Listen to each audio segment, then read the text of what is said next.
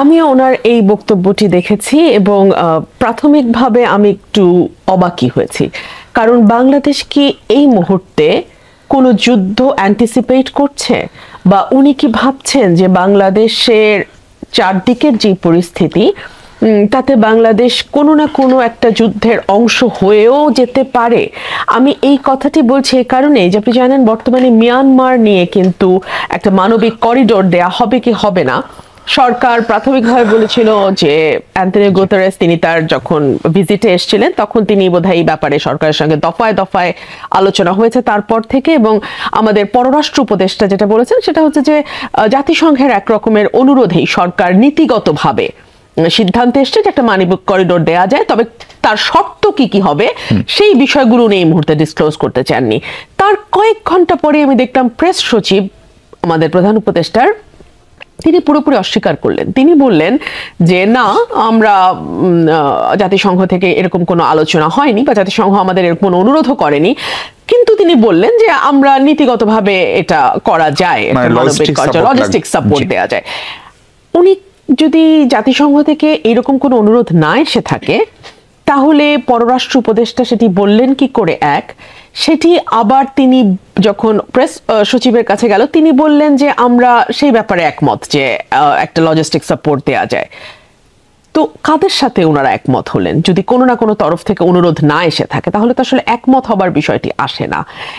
আর দুই হচ্ছে logistic support যেটা বলা হচ্ছে, আমি কি নিরাপত্তা বিশেষজ্ঞ যারা আছেন তাদের কথাগুলো আমি শুনছিলাম, সেটাও তো আপনার রাস্তা দিয়ে মিয়ানমারে যাবে, সেটাও করিডোর, এবং মিয়ানমারের উপরে ভারতের যেমন ইন্টারেস্ট আছে তার চেয়ে বেশি ইন্টারেস্ট আছে চায়নার, ইন্টারেস্ট আছে আমেরিকার, ইন্টারেস্ট আছে রাশিয়ার, কেউ কেউ বলছেন ইসরায়েলের ইন্টারেস্টও আমরা উড়িয়ে দিতে পারি না। অর্থাৎ রাখাইনকে ঘিরে এক একটা ভূ রাজনীতির শক্তি যারা, তারা এক একটা দেশের এক এক রকম ইন্টারেস্ট আছে। সেইখানে বাংলাদেশ যখন তাকে মানে হিউম্যানিটেরিয়ান করিডোর বা মানবিক করিডোরের কথা যেটা বলা হচ্ছে সেটা দেয়, কোনো না কোনো পক্ষকে সেটি রুষ্ট করবে, এবং যেই পক্ষকে এটি রুষ্ট করুক না কেন তারা যে এই বিষয়ে হাত পা গুটিয়ে বসে থাকবে এরকম ভাববার কোনো কারণ নাই। সো বাংলাদেশ কি কোন রকম অশান্তি বা বাংলাদেশের ভূমি অশান্ত হবার কোনো কিছু কি এই সরকার অ্যান্টিসিপেট করছে? তাদের কাছে কি এমন কোনো তথ্য আছে? এবং সবচেয়ে বড় কথা, মিয়ানমারে কিন্তু এই মুহূর্তে জান্তা সরকার না আরাকান আর্মি, কারা আসলে ক্ষমতায় আছে এটি নিয়েও একটা টালমাটাল অবস্থা, কারণ তারা একটা গৃহযুদ্ধের মধ্যে দিয়ে যাচ্ছে এবং রাখাইনের বোধহয় 75 to 80% আরাকান আর্মির দখলে। এখন আরাকান আর্মি তো কোনো বৈধ সরকার নয়, আপনি কি আরাকান আর্মির সঙ্গে আলোচনা করছেন? আপনি আসলে কার সঙ্গে করছেন? On the other hand Pakistan এবং ভারত, যেই কথাটি দিয়ে আপনি শুরু করেছিলেন, সেখানের অবস্থাও খুবই অশান্ত। এবং দেখুন, এই 26 জন মানুষকে হত্যার সঙ্গে সঙ্গে আমরা দেখলাম যে ভারত তাদের নিজেদের গোয়েন্দা ব্যর্থতা, তাদের কাছে ইনফরমেশন না থাকা, এবং পৃথিবীর সবচেয়ে বেশি সৈন্য যেই জায়গাটা দিয়ে থাকে এবং নিরাপত্তা চাদরে যেই জায়গাটি ঘিরে রাখা হয় সেই জায়গাটিতে এরকম ঘটনা ঘটলো, ভারত এটি ঘটতে দিল। এখন এখানে তো ষড়যন্ত্র তত্ত্বও কেউ কেউ বলছেন যে ভারতের সবচেয়ে বেশি লাভ যদি হয় তাহলে তো সেটা বিজেপি সরকারের, কারণ তারা মুসলমানদের উপর ক্র্যাকডাউন চালাচ্ছে গত কয়েক বছর ধরে, নির্বাচনের রাজনীতি ভীষণ রকম হিন্দুত্ববাদের উপর নির্ভরশীল। সো এই ঘটনার পেছনে বিজেপির হাত নাই, এটাও কি উড়িয়ে দেয়া যায়? বিকজ আপনাদের নিশ্চয়ই মনে থাকবে যে তিনি যখন নরেন্দ্র মোদী যখন মুখ্যমন্ত্রী ছিলেন তখন একটা তীর্থযাত্রীদের ট্রেনের মধ্যে কিভাবে দুর্ঘটনা ঘটিয়ে সেখানে মুসলমানদের উপর একটা ম্যাসাকার চালানো হয়েছিল। সো এখন আমি দেখছি যে একইভাবে গুজরাটে বাঙালি মুসলমান সন্দেহে ভারতীয় মুসলমানদেরকে উচ্ছেদ করা হচ্ছে, তাদের বাসা বাড়ি ভেঙে দেওয়া হচ্ছে। আমি দেখলাম MiG-22 কেনা হচ্ছে কয়েকটি। সো এগুলো আসলে অনেকে বলছেন যে যত না যুদ্ধের অস্থির, ভীষণ রকম অস্থির। তো তাহলে সেখানে আমাদের প্রস্তুতি রাখতে অসুবিধা কোথায়? আমাদের প্রস্তুতি রাখতে কোনো অসুবিধা নেই। সেনাবাহিনী, বিমান বাহিনী, নৌবাহিনী, তাদেরকে আসলে ট্রেন করা হয়, তাদেরকে মানে যথাযোগ্য সম্মানে এবং সম্মানিতে রাখা হয়, কারণ দেশের একটা অস্থিতিশীল পরিস্থিতি যদি তৈরি হয় তাহলে যেন তারা কাজে আসতে পারে। কিন্তু সেই রকম কোনো পরিস্থিতি কি তৈরি হতে যাচ্ছে? আমি এই কথাটি আরো বেশি জোর দিয়ে বলছি বিকজ এই ধরনের সিচুয়েশনে সাধারণত পার্লামেন্ট বসে এবং পার্লামেন্টের মধ্যে রাজনৈতিক দলগুলোর আলোচনা হয়। এদিকে আমরা এমন একটি সরকারের মধ্যে দিয়ে এই মুহূর্তে যাচ্ছি যে এই সরকারটি নিজেদের মধ্যেই কোনো মানে সামঞ্জস্য নেই। পররাষ্ট্র উপদেষ্টা বলছেন এক কথা, তো প্রেস সচিব বলছেন আরেক কথা। দেখুন, বিএনপি ডে 1 থেকে তার মেসেজটা খুব স্পষ্ট করে বলেছে। কি বলেছে? বিএনপি কিন্তু অস্বীকারের সংস্কৃতির দিকে যায়নি। আপনি দেখেছেন আমাদের ভারপ্রাপ্ত চেয়ারম্যান ডিনায়াল মোডে নাই, একদম না। এটা কিন্তু একটা বিরাট পজিটিভ চেঞ্জ। আমরা সবসময় আমরা দেখেছি এক ধরনের ডিনায়াল মোড, যে না, ও আমাদের দলের না, কিংবা আমাদের দলে অন্য দল থেকে এসে জুড়ে বসেছে, এগুলো কথা কিন্তু আমরা কেউ বলিনি। আমাদের ভারপ্রাপ্ত চেয়ারম্যান তিনি ওয়াদা করেছেন যারাই এ ধরনের অপকর্মের সঙ্গে যুক্ত থাকবে দল থেকে দেন অ্যান্ড দেয়ার বহিষ্কার, এবং 3000-এর উপরে এর এখন পর্যন্ত বহিষ্কার হয়েছে। আমি নিজের দলের এই ধরনের কথা আমি নিজে মিডিয়াতে বলেছি। এটা কিন্তু আরেকটা নিউ এক্সাম্পল যেটা আমরা বিএনপি দল হিসেবে সেট করেছি, এবং আমরা কোনো লুকোছাপার মধ্যে যাইনি, আমরা কোনো অস্বীকারের মধ্যে যাইনি। আমি দলের একজন দায়িত্বশীল পদে থাকা মানুষ, আমি মিডিয়াতে বলেছি যে ধরনের ঘটনা ঘটছে এবং বিএনপি তড়িৎ পদক্ষেপ নিচ্ছে। কিন্তু আমার প্রশ্ন হচ্ছে, এই যে এগুলো তো ফৌজদারি অপরাধ, তাই না? কাউকে ভয় দেখানো, চাঁদাবাজি, কেন শুধু সাংগঠনিক ব্যবস্থা? কেন শুধু সাংগঠনিক? তাহলে দেশে কি একটা সরকার নাই? এলাকাতে কি পুলিশ নাই? তারা কি ব্যবস্থা নিচ্ছে মিশু?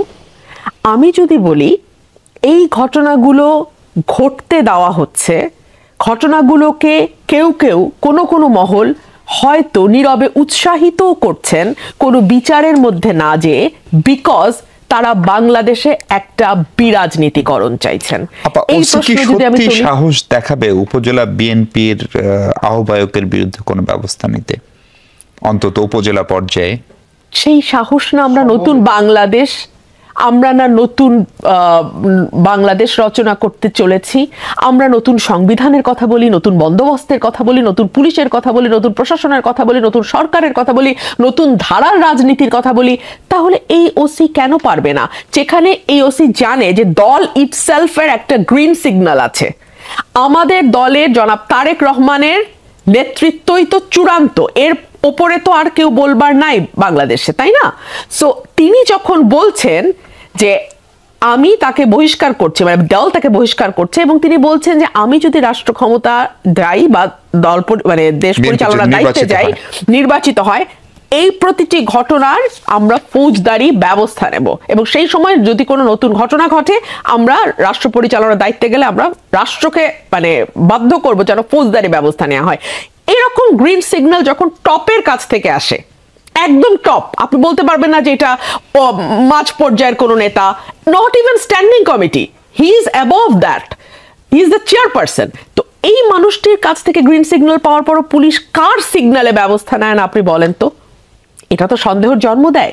কারণ এই যে আপনি শুরু করেছিলেন আপনার প্রশ্ন, যখন আপনি আমার ভাই আহদীপকে প্রশ্ন করছিলেন যে আপনারা বিএনপিকে টেম্পো স্ট্যান্ড নাম দিয়েছেন, আমরা তো সামাজিক যোগাযোগ মাধ্যমে হর হামেশা এইসব প্রচারণা দেখছি। আমি যখনই নির্বাচন চাই, আমার দল যখনই নির্বাচন চায়, আমার মহাসচিব যখনই নির্বাচনের কথা বলে, সঙ্গে সঙ্গে নিচে কমেন্ট চলে আসে, এক দল গেছে আরেক দল খাওয়ার জন্য রেডি হয়েছে, তারা এখন চাঁদা তোলায় টেম্পো স্ট্যান্ড থেকে এখন দেশ জুড়ে তারা ইয়ে করতে চায়। আপনারা দেখেছেন না এই কমেন্টগুলো? অসংখ্য। এবং এটাই হচ্ছে এখন তাদের একমাত্র পুঁজি, সরকারে যারা আছে এবং এই সরকারের ব্যাকিং এ যারা আছে, তাদের একটাই পুঁজি হচ্ছে রাজনৈতিক দলগুলোকে রাজনীতির মাঠ থেকে তকমা দিয়ে, ট্যাগিং দিয়ে, মানে আজে বাজে কথা বলে সরিয়ে দেওয়া। কারণ তাদের তো জনভিত্তি নাই, তাদের তো জনভিত্তি নাই যেটার উপরে বেস করে তারা পলিটিক্সটা করবে। লাভটা কি বা অর্জনটা কি? আপা ইলেকশন ডিলে করো, যতদিন পর্যন্ত না আরেকটা বিকল্প রাজনৈতিক দল গঠিত হয়, ইলেকশন ইয়ে করুক। আপনি আমাকে বলেন, আমাদের সরকার প্রধান বলছে কেউ তো তাদের যাওয়ার কথা বলছেন না। উনি যদি আল জাজিরা ইন্টারভিউটা দেখেন। থ্যাংক ইউ, আমি ওই জায়গাতেই আসছিলাম। আপনি আরো ব্যাকে যান। শুরু হলো কাকে দিয়ে? সার্জিস আলমকে দিয়ে। 5 বছর দেখতে চাই। তারপরে আসলো কে? ফরিদ আক্তার, আমরা কি নির্বাচিত নই? তারপরে আসলো কে? স্বরাষ্ট্র, যিনি বললেন মানুষ তো চায় আমরা 5 বছর থাকি, এমনকি আজীবন থাকি, এই কথাও আসে। তারপরে শেষমেশ আল জাজিরাকে যখন বললেন প্রধান উপদেষ্টা, মানুষ তো খুশি, মানুষ তো কেউ এই সরকার নিয়ে অসন্তুষ্ট নন। তার মানে কি? আমরা তো তার মানে বুঝি, তাই না? আমরা পলিটিক্স করি, আমরা মানুষের গালি খাই, আমরা আমাদের যুক্তি তুলে ধরি, আমরা আমাদের মাঠের আন্দোলন চালাই, আমরা আমাদের কর্মীদের সঙ্গে সকাল থেকে রাত পর্যন্ত কর্মী সভা করি। আমরা তো জানি যে একেবারে রুট লেভেলের মানুষটি কি চায়, কি ভাবছে। বিশ্বাস করেন মিশু, আমি 4 দিনের সফরে উত্তরাঞ্চলে গিয়েছিলাম, দিনাজপুর, রংপুর আর গাইবান্ধা। একটা মানুষ, প্রায় প্রতিটা সেমিনারে আমাদের 700 থেকে 1000 মানুষ ছিল, একদম কমন পিপল, আর আমার দলের নেতাকর্মী তো আছেই। একটা মানুষ প্রশ্ন করে নাই দ্বিকক্ষ বিশিষ্ট পার্লামেন্ট হলে কি হবে বা এটা বিষয়টা কি। একটা মানুষ জানতে চায় না প্রধানমন্ত্রী আর রাষ্ট্রপতি ক্ষমতার ভারসাম্য। কেউ জানতে চায় না একজন ব্যক্তি বারবার প্রধানমন্ত্রী হলে সমস্যা কি। কেউ বলে নাই যে দলের প্রধান সংসদ নেতা এবং প্রধানমন্ত্রী ভিন্ন ভিন্ন ব্যক্তি হতে হবে। তাদের প্রশ্ন কি ছিল? তারা কিন্তু ভোট কবে না, তাদের প্রশ্ন ছিল আপনারা যদি রাষ্ট্র পরিচালনার দায়িত্বে যান, মানুষ কিন্তু এখন অনেক স্মার্ট মিশু, আপনারা শিক্ষায় কি করবেন, স্বাস্থ্যে কি করবেন, চাকরি সমস্যা সমাধানে কি করবেন, এবং last but not the least, ভোটটা আপনারা কবে আনবেন এবং কিভাবে আনবেন, কি প্রক্রিয়া আপনারা ভোটের দিকে যাবেন। এবং নেতাকর্মীদের প্রশ্ন ছিল আমরা কোন টার্গেট সামনে রেখে প্রস্তুতিটা নেব। ভোটের কিন্তু একটা আলাদা প্রস্তুতি আছে, দলের একটা প্রস্তুতি থাকেই, সবসময় বড় দলগুলো থাকে, ব্যক্তির থাকে না, তো আমার তো একটা প্রস্তুতি আছে। তার মানে কি এই সংস্কার, আপনি যে প্রশ্নগুলো তুললেন এগুলো তো আসলে সংস্কারের প্রশ্ন। এই সংস্কারটা কে করবে? ধরেন বিএনপি বলছে যে নির্বাচিতরাই সংস্কার করবে, এমনকি সিপিবি বাসদের সঙ্গে যে বৈঠক, তারপরেও বেরিয়ে বলা হয়েছে যে সংস্কার বাস্তবায়নের বিষয়টি নির্বাচিত সরকারের উপরই ছেড়ে দিতে হবে। রুহিন হোসেন প্রিন্সকে আমি কোট করছি। তাহলে নির্বাচিত সরকার তো এতদিন ছিল, আপনি যে ফরম্যাটেই বলেন, ধরেন 2014 পর থেকে না হয় আমরা ধরে নিলাম এটি অনির্বাচিত চূড়ান্ত অর্থে, কিন্তু তার আগে তো আমরা একাধিক নির্বাচিত সরকার দেখেছি। সেই নির্বাচিত সরকারগুলো কতখানি সংস্কার করেছে, যেটার যুক্তিতে আদিবরা বলছে যে সংস্কার যতটুকু মৌলিক সংস্কার এই সরকারে করে যেতে হবে সেই বিষয়ে আলোচনা হয়েছে। ফলে নির্বাচিত সরকার তো আমরা দেখেছি আসলে খুব বেশি সংস্কার কি হয়েছে, বা মানুষ কি সেই ভরসা পায়? আসলে আমরা এই মুহূর্তে সংস্কার বলতে যেই বিষয়গুলো নিয়ে সবচেয়ে বেশি আলোচনা হচ্ছে সেটা হচ্ছে সংবিধান সংস্কারের প্রশ্নটি। এবং সংবিধান সংস্কারের জন্য যেই যেই জায়গায় সংস্কার আনা প্রয়োজন সেই জায়গার বিষয় সবচেয়ে আগে কোন দলটি কথা বলেছে? বিএনপি। 2016 সালে ভিশন 2030-তে কথাগুলো বলা হয়েছে, আজ থেকে 9 বছর আগে। তারপরে তো 27 দফা 31 দফা আমরা দিয়েইছি। এবং আপনি যদি দেখেন যে নতুন কোনো সংস্কার বা নতুন কোনো উদ্ভাবন কিন্তু আমরা জুলাই অভ্যুত্থানের পরে দেখি নাই। মোটা দাগে আমরা যে কথাগুলো বলেছিলাম সংস্কারের বিষয়ে সংবিধানে, সেগুলোই কিন্তু এখনো বলা হচ্ছে। 1, 2 হলো সংস্কার করবার জন্য তো আপনার ম্যান্ডেট দরকার হবে, এবং বিশেষ করে যদি আপনি সংবিধান সংস্কার করতে চান, 142 অনুচ্ছেদ সংবিধানের স্পষ্ট বলে দিচ্ছে 2/3 মেজরিটি ছাড়া আপনি পারবেন না। 3 হচ্ছে মিশু, এখন আপনি সংস্কার করলেন, পরবর্তী যেই সরকারটি আসবে তারা সেই সংস্কার যদি না চায়, তারা কিন্তু লিগ্যাল ওয়েতেই সেটাকে অ্যামেন্ড করে চেঞ্জ করে ফেলতে পারে। তো এই সংস্কারটা করে কি লাভ হচ্ছে যদি আপনি পরবর্তীতে সেটাকে অটুট নাই রাখতে পারেন, তাই না? সেজন্যই তো ওনারা ওই যে গণ অধিকার কি বলে, গণভোটের কথা বলেন, কিংবা সংসদ নির্বাচনের আগে আরেকটা নির্বাচনের কথা বলেন। গণপরিষদ নির্বাচনে যারা নির্বাচিত হবেন তারাই পরবর্তীতে সংসদ সদস্য হিসেবে থাকবে, তাই না? সেই গণপরিষদ নির্বাচনে যখন 2/3 মেজরিটি মানুষ এক সুরে কথা বলবে, তখন এই সংবিধান অনুযায়ী, এক্সিস্টিং সংবিধান অনুযায়ী, সেটা তো তখন অটোমেটিক্যালি সংবিধানের অংশ হবে, তাই না? যে অ্যামেন্ডমেন্ট গুলোর ব্যাপারে তারা বলবে। সো ঘুরে ফিরে তো একই হচ্ছে বিষয়টা। কি আমি সরাসরি খাচ্ছি, আপনি হাতটা পেছন দিয়ে ঘুরিয়ে নিয়ে খাচ্ছেন, এর বাইরে কিন্তু আর বেশি কিছু না, একই জিনিস। আর 3 হচ্ছে, আপনি যদি অন্যান্য রাজনৈতিক দলগুলোর কথাও দেখেন, জামাত, আমাদের গণতন্ত্র মানে বাম গণতান্ত্রিক জোট যারা, তার বাইরে আছে গণসংহতি, গণ অধিকার পরিষদ আছে, বিএনপির সঙ্গে যারা দীর্ঘদিন অ্যালায়েন্স হিসেবে ছিল, মান্না ভাইদের নাগরিক ঐক্য সহ অন্যান্য যে রাজনৈতিক দল, প্রত্যেকেই কিন্তু একটি কথাই বলছে যে এই যে সংস্কার সংস্কার সংস্কার, আজকে 9 মাস হতে চলল, এখন পর্যন্ত কোনো দৃশ্যমান কোনো কিছু কি আসলে এসছে সামনে? উল্টো আমরা দেখতে পাচ্ছি আইন শৃঙ্খলা পরিস্থিতির নাজুক অবস্থা, আমরা দেখতে পাচ্ছি ঘরের দরজায় এসে যুদ্ধ হয়তো বা করা নাড়ছে। আমরা দেখতে পাচ্ছি নিজেদেরকে আরেকটি দেশের ক্রীড়ানকে পরিণত করবার একটা, মানে আমি জানি না এটাকে আমি কি বলবো। আপনি দেখুন এই সরকারটিকে আসলে আপনি বিশ্বাসই বা করবেন কি করে? আমি জানি কথা বলবার পরে অনেক রকম সমালোচনা গালাগালির মধ্যে আমাকে পড়তে হবে। আমি স্পষ্ট বলছি সরকারটিকে আপনি কি করে বিশ্বাস করবেন। আমি দুটো উদাহরণ আপনাকে দেই। এক হচ্ছে যখন জাতিসংঘের মহাসচিব দেশ থেকে গেলেন, আমাদের প্রধান উপদেষ্টা বলেছিলেন না 1,80,000 রোহিঙ্গা ফেরত চলে যাবে।